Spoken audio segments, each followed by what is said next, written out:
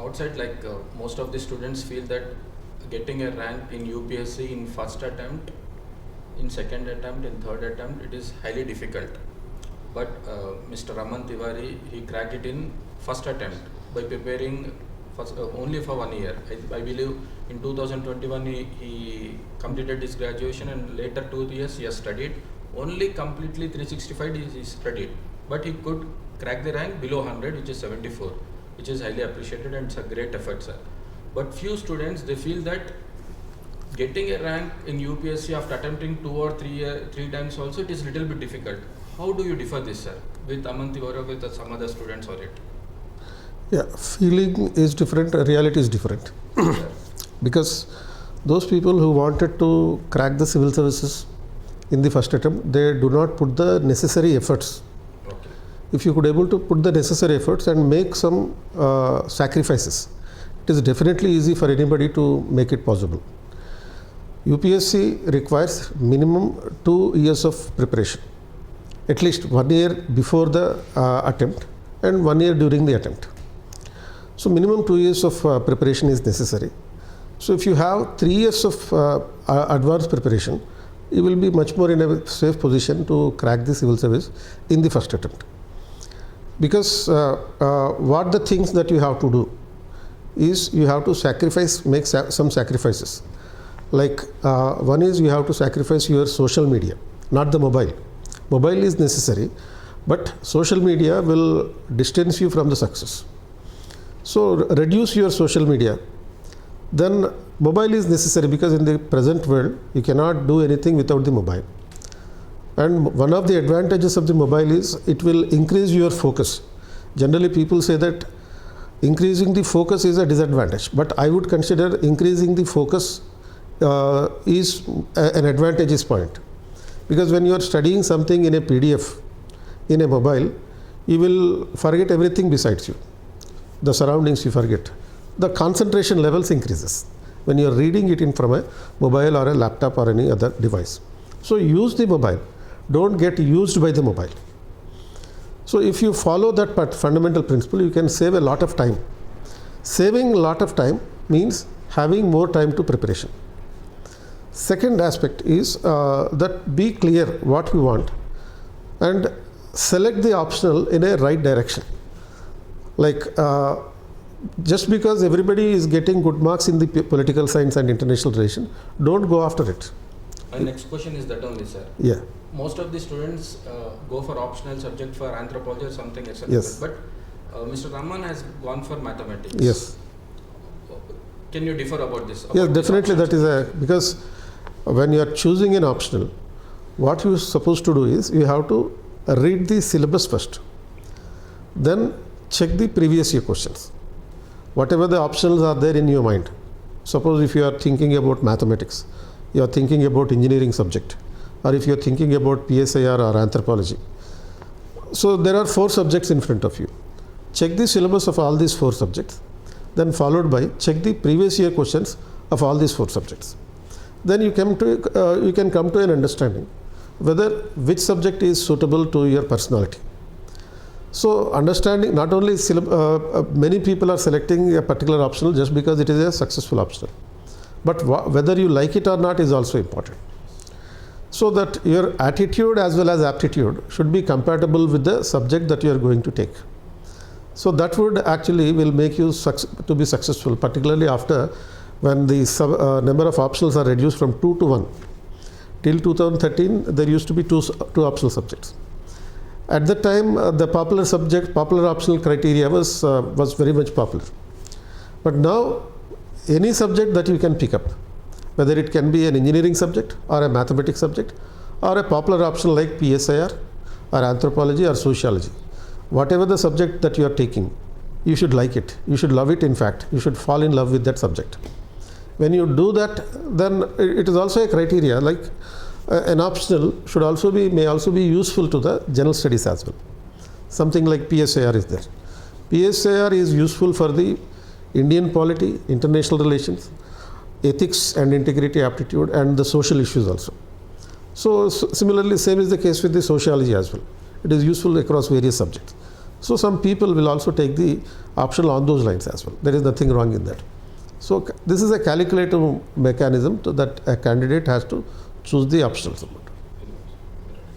Sir ముఖ్యంగా option చూస్తుంటే interest అంటే వాళ్ళ యాప్టిట్యూడ్ ఉండాలి, అదే మెటీరియల్ ఎలా ఉంది, సక్సెస్ రేట్ అన్నింటినీ పరిగణలో తీసుకొని తీసుకోవాలనుకుంటున్నారు. అయితే ఇప్పుడు ఆప్షన్ తీసుకోవడంలో జిఎస్ పేపర్లలో మిగతా పేపర్లో ఉపయోగపడేది తీసుకుంటే ఇంకా మోర్ అడ్వాంటేజ్ ఉంటుంది అన్నారు కదా.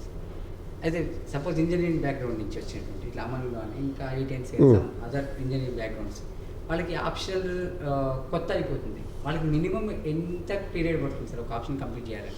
ఆప్షనల్ కంప్లీట్ చేయడానికి మినిమం 6 months పడుతుంది. 6 months అంటే డ్యూరింగ్ ద ప్రిపరేషన్ ప్రిలిమ్స్ నుంచే వీళ్ళు ఆప్షన్ కూడా అంటే ప్రిలిమ్స్ అయిపోయిన తర్వాత స్టార్ట్ చేయకూడదు. ఇందాక చెప్పినట్టుగా 1 year ముందే మనం ఈ సపోజ్ 2025-26లో అటెంప్ట్ ఇద్దాం అనుకుంటున్నాం. 2024-25లోనే మన ప్రిపరేషన్ కంప్లీట్ అయిపోయి ఉండాలి, ఇంక్లూడింగ్ ఒక రివిజన్తో సహా. సో అంటే when you have decided to prepare for the civil service exam, take 1 year advance preparation. అంటే సపోజ్ 2026లో 27లో రాద్దాం అనుకుంటున్నాం అనుకోండి, ఇప్పటి నుంచి మొదలుపెట్టి ఇప్పుడు ఆల్మోస్ట్ 2025 మే అనుకుందాం. 2025 మే నుంచి 2026 అంతా కూడా మన ప్రిపరేషన్ మీదనే ఉండాలి. 2027లో అటెంప్ట్ చేయాలి. ఈ అడ్వాన్స్ ప్రిపరేషన్ ఉంటే తప్ప 27లో మీరు సక్సెస్ కాలేరు. సో కాబట్టి ఆప్షనల్ అనేది ఈ 2025-26లో కంప్లీట్ చేసుకోవాలి. 6 నెలలు మినిమం దాన్ని పెట్టాలి. అంటే నేను 6 నెలలు చెప్తుంది ఏంటి, ఓన్లీ 1 రీడింగ్ కోసం. దాన్ని రివిజన్ చేయాలి, దాని మీద రైటింగ్ ప్రాక్టీస్ చేయాలి, ప్రీవియస్ ఇయర్ క్వశ్చన్స్ ప్రాక్టీస్ చేయాలి. ఇవన్నీ కనీసం last 5 years previous year questions practice చేయాలి. అంటే ఇప్పుడు యాక్చువల్గా అంటే ఎక్కువ మంది మనం చూస్తున్నాం సార్, ఐఐటీఎన్స్ వచ్చారు. ఐఐటి నుంచి వచ్చే వాళ్ళకి ఏంటంటే ఇస్ వరల్డ్ టఫెస్ట్ ఎగ్జామ్లో ఐఐటి ఫస్ట్ సెకండ్ ప్లేస్లో ఉంది. అటువంటి ఎగ్జామ్ క్రాక్ చేసిన వాళ్ళకి ఈ సివిల్ సర్వీస్ సిలబస్ కంపేర్ చేస్తే పెద్ద అంటే చూస్తే ఒక రకంగా 2-3 years లాంగ్ ప్రిపరేషన్ మీరు చెప్తున్నారు, కానీ అది ఐఐటీఎన్స్ అంటే చాలామంది నాతో మాట్లాడుతున్నారు. ఐఐటీలో ఆల్మోస్ట్ జాయిన్ అయినప్పుడే వాళ్ళకి మైండ్ లాస్ అది ఉంటుంది. కోరిక ఉంది సార్. ఇప్పుడు వీళ్ళలాగే 1 year 2 years జాబ్ చేశాక చాలామందికి ఒక రకమైన ఇది ఇంతేనా లైఫ్, ఇది కాదు, అంతకుమించి ఏదో చేయాలని దాంతో వస్తున్నారు. వాళ్ళకి యాక్చువల్గా ఐఐటీ ప్రిపేర్ అయినటువంటి వాళ్ళకి ఏంటంటే ప్రిపరేషన్ స్ట్రాటజీలో మిగతా పిల్లలతో పోలిస్తే 2 years 3 years అనేది వాళ్ళు చేయలేరు. వాళ్ళు జస్ట్ వాళ్ళకి ఏంటంటే ఇచ్చారంటే 1 year లెస్ దాన్ 1 year అయితేనే వాళ్ళు ఈజీగా చేయగలుగుతారు. అట్లాంటి వాళ్ళు ఎట్లా ఆప్షన్ ఎన్నుకోవడం కానీ అవన్నీ అలాంటి వాళ్ళకి ఆప్షనల్ లాగా అంటే సేమ్ లాజిక్. ఎక్కువ పీరియడ్గా చేయలేరు వాళ్ళు యాక్చువల్గా. నేను చూసాను కదా ఇప్పుడు స్పెషల్ ఇంతకుముందు కూడా ఇంటర్వ్యూ అతను కూడా ఏంటంటే మినిమం 2 attempts 3 attempts అంతే. 1 attempt ఆ సెకండ్ అటెంప్ట్ రాలేదు నన్ను నా కెరీర్లోకి వెళ్ళిపోతాను. రైట్. అట్లాంటి వాళ్ళకి మీరు చెప్పేది 2 years ముందే ఇప్పుడు 27లో రాయాలను 20 ఇప్పుడు స్టార్ట్ చేయమంటున్నారు. 2 years చెప్తున్నారు, అది కష్టం కదా సార్. అదే ఇప్పుడు సపోజ్ ఇట్లా అనుకునేవాళ్ళు ఐఐటి అనేవాళ్ళు చాలా లాజికల్గా ఉంటారు, ప్రీ ప్లాన్డ్గా కూడా ఉంటారు. వాళ్ళు ముందే 1 year ముందు నుంచే ప్రిపేర్ అవ్వడం మొదలు పెడతారు. వాళ్ళు ఏదైతే 2 years టార్గెట్ పెట్టుకుంటారో ఆ టార్గెట్ కన్నా 1 year ముందే వాళ్ళ ప్రిపరేషన్ అయిపోతుంది. They will never make the attempt, they will never start the preparation in the year in which they are going to give the attempt ఇచ్చే సంవత్సరంలో వాళ్ళు ప్రిపరేషన్ మొదలు పెట్టరు. దానికన్నా ముందే డెఫినెట్గా ఉంటుంది ప్రిపరేషన్. అందుకనే వీళ్ళకి లాజికల్ థింకింగ్ వల్ల కానీ, లేకపోతే ప్రీ ప్లాన్డ్గా ఉండడం వల్ల కానీ, లేకపోతే ఆర్గనైజ్డ్గా ఉండడం వల్ల కానీ, ఒక సబ్జెక్ట్ని ఎలా అర్థం చేసుకోవచ్చు అనేటటువంటి విషయాలు తెలుసుకోవడం వల్ల కానీ ఇవన్నీ ముందే అయిపోతున్నాయి వీళ్ళకి. అంటే ఒక మెంటల్గా వీళ్ళు సైకలాజికల్గా సగం ప్రిపరేషన్ కంప్లీట్ ముందే అయిపోతుంది. మీరు అన్నట్టుగా జాబ్ చేస్తున్నప్పుడు ఎందుకు ఈ జీవితం అన్నటువంటి థాట్ ఎప్పుడైతే మొదలవుతుందో అప్పుడే వీళ్ళ ఒక సైడ్లో ఒక లెఫ్ట్ బ్రెయిన్లో ఎందుకు ఈ జీవితం అనేటటువంటి ఆలోచిస్తుంటే రైట్ బ్రెయిన్లో మనం ఆల్టర్నేటివ్గా ఏం చేయాలి, సివిల్ సర్వీస్ ప్రిపేర్ అవ్వాలి, దానికోసం ఏం చేయాలి, ఈ material collection, previous year question collection ఇవన్నీ జరిగిపోతూ ఉంటాయి సైమల్టేనియస్గానే. అప్పుడు ఇదంతా జరిగిపోయిన తర్వాత జాబ్ రిజైన్ చేస్తారు. రిజైన్ చేసినప్పుడు అంతా రెడీగా ఉంటుంది, వీళ్ళకి మెటీరియల్ అంతా రెడీగా ఉంటుంది, పీవైక్యూస్ రెడీగా ఉంటాయి, టెస్ట్ సిరీస్లు రెడీగా ఉంటాయి. 1 year చదువుతారు, నెక్స్ట్ ఇయర్ అటెంప్ట్ ఇస్తారు, ఫస్ట్ అటెంప్ట్లోనే క్రాక్ చేస్తారు. సార్ ఇంకొకటి, మీరు మామూలు మీ స్టూడెంట్స్ ఉంటారు, స్టూడెంట్స్కి మీరు ఎలా కోచింగ్ ఇస్తుంటారు? సార్ ఉన్నారు, మెంటర్షిప్ మీ దగ్గర తీసుకున్నారు, మీరు స్టూడెంట్ని చూసి అంటే మీకు ఒక ఎక్స్పెక్టేషన్ ఉంటుందా సార్, కొడతారు వీళ్ళు ఉంటుందా సార్? ఉంటుంది. ఎందుకంటే సింపుల్గా మనకి స్టూడెంట్ ఈ యూపీఎస్సీ ఎగ్జామ్ ఎలాంటిది, బ్యూరోక్రాట్స్ని సెలెక్ట్ చేయడం. సో బ్యూరోక్రాట్ ఎలా ఉండాలి, పై అధికారులు, superiors, whatever the superior order, they have to do that. They cannot question because they are not the journalists. జర్నలిస్టులు అయితే ప్రశ్నిస్తారు, వీళ్ళేమో జర్నలిస్టులు. సో జర్నలిస్టులు కాబట్టి they have to do the things in a systematic manner, whatever that is being suggested by or ordered by the superiors. కాబట్టి ఆ యాటిట్యూడ్ని యూపీఎస్సీ ప్రిలిమ్స్ నుంచి మెయిన్స్ నుంచి ఇంటర్వ్యూ వరకు పరిశీలిస్తూనే ఉంటుంది. సో దీనికోసం ఏం చేయాలి మనం, పద్ధతి ప్రకారం ఇప్పుడు మెంటార్స్ ఏవైతే చెప్తారో అది ఫాలో అయిపోవాలి. అది ఫాలో కాకుండా ఇది ఇలాగైతే ఏంటి అనేటటువంటి రివర్స్ క్వశ్చన్స్ ఎప్పుడైతే అడగడం జరుగుతుందో అది దీని ఎగ్జామ్కి వర్కౌట్ కాదు. So you are suppose to follow whatever the మెంటర్సే, అండ్ ఆ బిలీఫ్ ఉండాలి, ఆ మెంటర్ మీద ఆ నమ్మకం ఉండాలి. సో దాన్ని పట్టుకుని వెళ్ళిపోతే ఖచ్చితంగా. ఇప్పుడు సపోజ్ ఇంకో ఎగ్జాంపుల్ చెప్తాను, లైక్ శివహర్ష అని ఉండేవాడు, ఆయన ఎంబీఏ చేశాడు, ఐఏఎంలో ఎంబీఏ చేశాడు. అతను కూడా ఇంతే, జస్ట్ వన్ అటెంప్ట్ మాత్రమే, వాళ్ళిద్దరు పేరెంట్స్ డాక్టర్స్. ఓన్లీ 1 అటెంప్ట్ తీసుకుంటా అనుకున్నాడు ఆయన, 2 అటెంప్ట్లు కూడా కాదు, 1 అటెంప్ట్లోనే తీసుకోవాలి మీరు, దానికోసం మీరేం చెప్తే నేను అది చేస్తా అన్నాడు. 1 అటెంప్ట్ రాశాడు, నేను whatever I was telling him and he was just doing. అంటే హోంవర్క్ ఏది ఇచ్చినా, ఇప్పుడు ఎథిక్స్ చెప్తాం, ఎథిక్స్ చెప్పగానే ఒక క్లాస్లో కేస్ స్టడీ ఇస్తాం, నెక్స్ట్ డే దానికి ఆన్సర్ రాసుకుని తీసుకొచ్చేవాడు. So I was guessing that he will definitely in to the service and he cracked it in the first attempt only.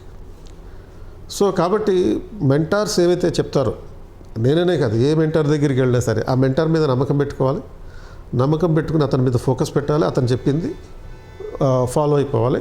Definitely will be. ఎందుకంటే a mentor కూడా, ఏ teacher కూడా నష్టం కలిగేటట్టుగా స్టూడెంట్కి ఏం చెప్పడు కదా, ఖచ్చితంగా సక్సెస్ అవ్వాలని స్టూడెంట్కి అడ్వైజెస్ ఇస్తారు.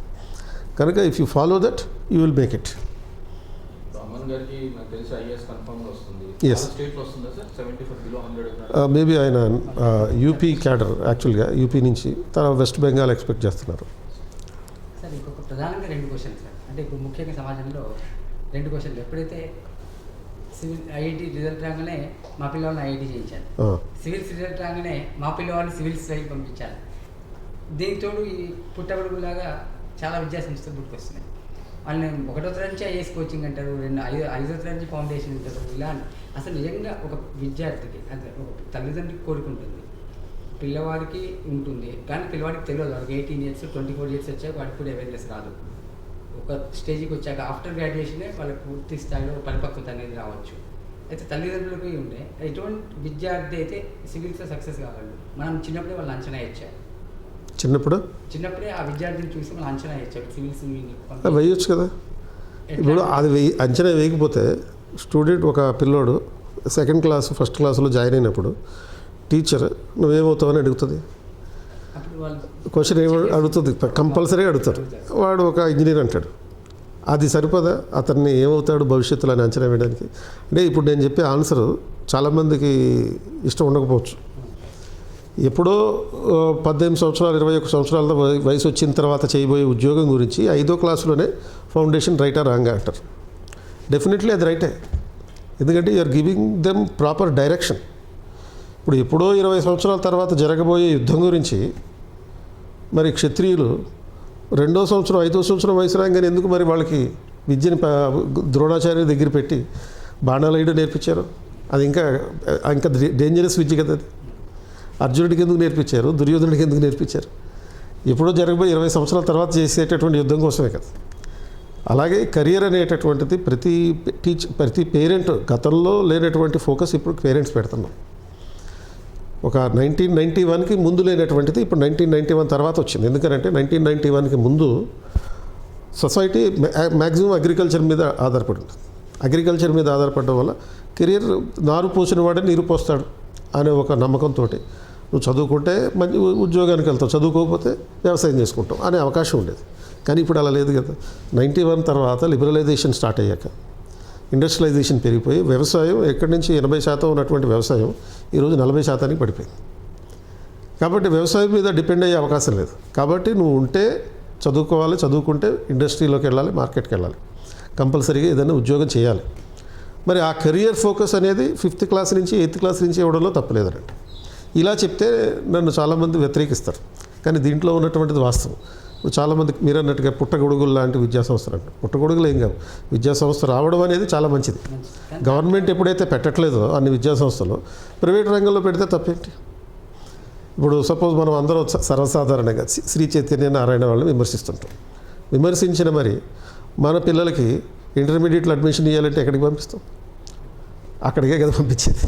అయితే సమస్య ఎక్కడ వస్తుందంటే సార్, ఇప్పుడు ముఖ్యంగా మీరు అన్న కొన్ని పేర్ల సంస్థలు కావచ్చు, వాళ్ళు యాక్చువల్గా మన కరికులం అనేది ఫ్రేమ్ చేసినప్పుడు సైకలాజికల్గా, ఫిలాసఫికల్గా వాళ్ళ యొక్క ఏజ్ పట్టి ఏం చదవాలి, ఏం చదవాలి, అన్ని సబ్జెక్టులు చదవాలి. యాక్చువల్ సివిల్ సర్వీస్లోకి వచ్చాక ఓవరాల్ డెవలప్మెంట్ ప్రపంచాన్ని సునిశ్చితంగా పరిశీలించిన వాడు సివిల్స్లో సక్సెస్ అవుతారు. అంతవరకు ఒప్పుకుంటాను. ఇక్కడికి వచ్చేసరికి మీరు చెప్పిన కొన్ని విద్యార్థులు కొందరు ఏమైందంటే ఎంపీసీ అంటే మ్యాథ్స్, ఫిజిక్స్, కెమిస్ట్రీ తప్ప వాళ్ళకి వేరే చదివేయట్లేదు. చివరికి ఇంక్లూడింగ్ లాంగ్వేజ్ కూడా పక్కన పెట్టేస్తున్నారు. అట్లాంటి ప్రాబ్లం అవుతుంది కాబట్టి నేను పుట్టగడుగులు అనే విషయం అట్లా. ఇప్పుడు అర్జునుడికి బాణాలు వేయడం మాత్రమే వచ్చు, గత కొట్టడం రాదు. సేమ్ ఇది కూడా అంతే. ఇప్పుడు ప్రపంచంలో టాప్ 10 కంపెనీస్ అన్నిటికీ ఆల్మోస్ట్ ప్రతిదాని 7 కంపెనీల్లో మన వాళ్ళే కదా ఉన్నారు. మన విద్యా సంస్థ వ్యవస్థ బాగోకపోతే అక్కడికి వెళ్ళి ఎలా లీడ్ చేయగలుగుతారు? సత్యం, శివం, సుందరం ఎట్లా లీడ్ చేయగలుగుతున్నారు? సత్య నాదెళ్ళ ఎలా లీడ్ చేయగలుగుతున్నాడు? సుందర్ పిచ్చే ఎలా లీడ్ చేయగలుగుతున్నాడు? ఈ నేర్చుకునే కదా. సో ఏదైతే మనం ఇండియన్లో ఎడ్యుకేషన్ నేర్చుకుంటున్నామో అది వాళ్ళకి రిక్వైర్మెంట్, అది కరెక్ట్గా గుర్తించారు వీళ్ళు ఎలా ఉపయోగించుకోవాలని. మనం ఉపయోగించుకోవాలి. మన విద్యా వ్యవస్థలో ఏదైతే మనం నేర్చుకుంటున్నామో దాన్ని మనం ఉపయోగించుకోవాలి. ఇప్పుడు 91లో మొదలైనటువంటి ఇంజనీరింగ్ ఎడ్యుకేషన్ ఇప్పుడు 2020లో కొత్త ఎడ్యుకేషన్ పాలసీ వచ్చింది. ఇప్పుడు ప్రతి విద్యా సంస్థ కూడా ఆ రకంగా మారుతుంది. ఆ కొత్త న్యూ ఎడ్యుకేషన్ పాలసీ ప్రకారం మారుతుంది. ఆర్టిఫిషియల్ ఇంటెలిజెన్స్ అనుగుణంగా, డేటా సైన్స్ ఆధారంగా చదువుకునేటట్టు, అంటే రాబోయే నెక్స్ట్ 30 ఇయర్స్కి కావాల్సినటువంటి ఫౌండేషన్ ఈ 2020 ఎడ్యుకేషన్ పాలసీ ద్వారా వేశారు.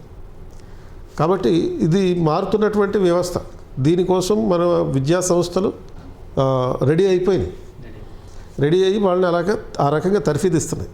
It is just fashionable statement to criticize all these educational institutions. అయితే విద్యార్థికి చిన్నప్పటి నుంచే ఒక సరైనటువంటి దృక్పథం ఉంటేనే భవిష్యత్తులో విజయం సులభం వెయ్యాలి. పేరెంట్స్ కంపల్సరీగా ఆ విత్తనం నాటాలి.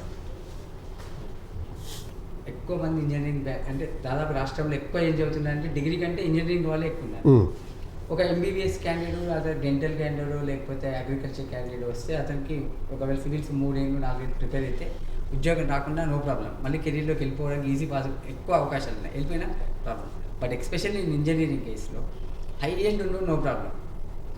అసలు లేనోడు అది వాళ్ళు అసలు రాడు. మధ్యలో ఉన్న వాళ్ళకి 2-3 ఇయర్స్ ప్రిపేర్ అయిన తర్వాత ఇక లెస్ దాన్ 1% కనిపిస్తుంది సక్సెస్ రేట్ వచ్చేసి. మరి వాళ్ళు రాకుండా వాళ్ళ పరిస్థితి ఏంటండి? ఇప్పుడు మనం అత్యున్నతమైనటువంటి లక్ష్యాలను పెట్టుకున్నప్పుడు దాన్ని సాధించాల్సినటువంటి ప్రయత్నం కూడా అదే విధంగా ఉండాలి. ఇప్పుడు ఒలింపిక్స్లో గోల్డ్ మెడల్ కొట్టాలి పరుగు పందెంలో. 1,00,000 మందినైనా సవాలు చేసి వాడు ఒలింపిక్స్లో పరిగెడుతున్నాడు. మరి ఆ స్థాయిలో ప్రయత్నం చేస్తున్నాడు కదా. ఒలింపిక్స్ వరకు వెళ్ళాడంటే వరల్డ్ వైడ్గా ఉండేటటువంటి పెద్ద పెద్ద ఛాంపియన్లని ఛాలెంజ్ చేస్తున్నాడు. ఇండియాలో అతిపెద్ద ఎగ్జామ్ సివిల్ సర్వీస్ ఎగ్జామ్. మరి దీనికి కావాల్సినటువంటి ఎఫర్ట్స్ అదే స్థాయిలో పెట్టాలి. పర్సంటేజ్ ఆఫ్ సక్సెస్ అనేది 1% లోపలే ఉంటుంది అనేది తెలియనివాడు ఎవరు లేడు, కానీ ప్రయత్నం చేస్తున్నారు. సినిమా రంగంలో కూడా అంతే కదా. Percentage of success in cinema only 1%. ఇది అయినా కానీ ప్రయత్నం చేస్తూనే ఉంటారు. కుదరకపోతే ఏంటి అంటే ఈ ఆల్రెడీ యూపీఎస్సీ నువ్వు ఆ స్థాయిలో నువ్వు ఎఫర్ట్స్ పెడుతున్నావా లేదా అనేది పరిశీలించడం, అది మనం ప్రశ్నించుకోవాలి. ప్రశ్నించుకొని అప్పుడు దాన్ని ప్రశ్నించడం జరగాలి. రెండోది, యూపీఎస్సీ ఈ పరీక్షించేటటువంటి పద్ధతుల్లో ఏం చేస్తున్నారు, నువ్వు ఇంటర్వ్యూ వరకు కనుక క్వాలిఫై అయితే, ఇంటర్వ్యూలో సక్సెస్ కాలేకపోతే you will be given opportunity to appear for some corporate recruitment. అంటే ఆల్టర్నేటివ్గా నీకు మీ మార్కులన్నీ పబ్లిక్ డొమైన్లో పెడతాం, నిన్ను కార్పొరేట్ కంపెనీలు కానీ పబ్లిక్ ఎంటర్ప్రైజెస్ కానీ సెలెక్ట్ చేసుకోవచ్చు. అది నీకు ఇష్టమా కాదా అని చెప్పి అడుగుతారు. సో దానికి ప్రిఫరెన్స్ ఇచ్చుకోవచ్చు. అదొక ఆల్టర్నేటివ్ ఉంది. ఇంకొక ఆల్టర్నేటివ్ ఏంటి అంటే, if you are not successful in the UPSC you will be successful in the state services. Group 1కి గ్రూప్ 2కి వీటికి కూడా ఇదే సిలబస్, ఓన్లీ ఒక రీజనల్ సిలబస్ని అటాచ్ చేసుకుంటే చాలు. రీసెంట్గా వచ్చిన గ్రూప్ 1 రిజల్ట్స్లో కూడా ఆల్మోస్ట్ 53% వరకు యూపీఎస్సీ ప్రిపేర్ అయ్యే వాళ్ళే గ్రూప్ 1లో సక్సెస్ అయ్యారు. కాబట్టి అదొక ఆప్షన్ ఉంది. తర్వాత ఇవి కాకుండా దేశంలో ఇంకో 18 రకాల సెంట్రల్ గవర్నమెంట్ రిక్రూట్మెంట్స్ ఉన్నాయి. So even 18 types of central government recruitments కూడా మోర్ ఆర్ లెస్ ఈ సిలబస్, ఈ ప్రిపరేషన్ ఉపయోగపడుతుంది. Therefore UPSC is like an umbrella syllabus, useful for everything. ఇవన్నీ అవ్వలేదు అనుకోండి, అసలు గవర్నమెంట్ జాబే రాలేదు. In whatever the field that you are there, you will be in the number 1 position. ఏ రంగంలో ఉన్నా. అంటే ఈ ప్రిపరేషన్ మనకి నిర్ణయాలు ఎలా తీసుకోవాలో నేర్పిస్తుంది, కమ్యూనికేషన్ ఎలా చేయాలో నేర్పిస్తుంది, అలాగే ఒక క్రైసిస్ సిచ్యువేషన్లో ఉంటే ఎలా బయటపడాలో నేర్పిస్తుంది. అండ్ ఎటువంటి ప్రెషర్లోనైనా సరే స్టేబుల్గా ఉండడం ఎలాగో నేర్పిస్తుంది, నిజాయితీగా ఉండడం నేర్పిస్తుంది. ఎథిక్స్, ఇంటిగ్రిటీ లాంటి పేపర్ ద్వారా నిజాయితీగా ఉండడం. ఓవరాల్గా it's like a personality development. UPSC preparation is a kind of personality development, వ్యక్తిత్వ వికాసం. ఆ వ్యక్తిత్వ వికాసం అయినటువంటి వ్యక్తి నువ్వు ఏదైనా ఒక స్టార్టప్ కంపెనీ పెట్టినా నువ్వు దాంట్లో నెంబర్ 1 పొజిషన్లో ఉంటావు. కాబట్టి UPSC will never make injustice to you. అన్యాయం ఎప్పుడు చేయదు. ఇది సుదీర్ఘమైనటువంటి ఇంటర్వ్యూ అనిపించినప్పటికీ లక్షలాది మంది ప్రజల్లో, లక్షలాది మంది తల్లిదండ్రులు, విద్యార్థుల్లో ఉన్నటువంటి అనేక సందేహాలకు క్లిస్టల్ క్లియర్గా కేపీ సార్ తన అనుభవాన్ని రంగరించి ఒక యూపీఎస్సీ ఎగ్జామ్లో సక్సెస్ కాకపోవడం అనేది పక్కన పెడితే దానికి ప్రిపేర్ అయ్యి ఇంటర్వ్యూకి పోగలిగినటువంటి అభ్యర్థి తప్పకుండా తన జీవితంలో మాత్రం సక్సెస్ సాధిస్తారు అని తన అనుభవంతో, ఉదాహరణలతో కూడా చెప్పారు. అదేవిధంగా మనకు ఫస్ట్ అటెంప్ట్లోనే చక్కటి ర్యాంక్, బిలో 100 ర్యాంక్ సాధించి తన ఆ యొక్క విజయ ప్రస్థానాన్ని సాధించే అమన్ గారు మనకు ఉదాహరణగా నిలుస్తున్నారు. కాబట్టి భవిష్యత్తులో ఐఏఎస్ అదే సివిల్ సర్వీస్కి ప్రిపేర్ అయ్యే వాళ్ళు ఈ యొక్క అన్ని ప్రశ్నలు కేపీ గారు లేదా అమన్ గారు ఇచ్చిన యొక్క సమాధానాల ఆధారంగా మీ యొక్క భవిష్యత్తుని భవిష్యత్తు రూపొందించుకుంటానని ఆశిస్తూ నమస్కారం. Thank you sir.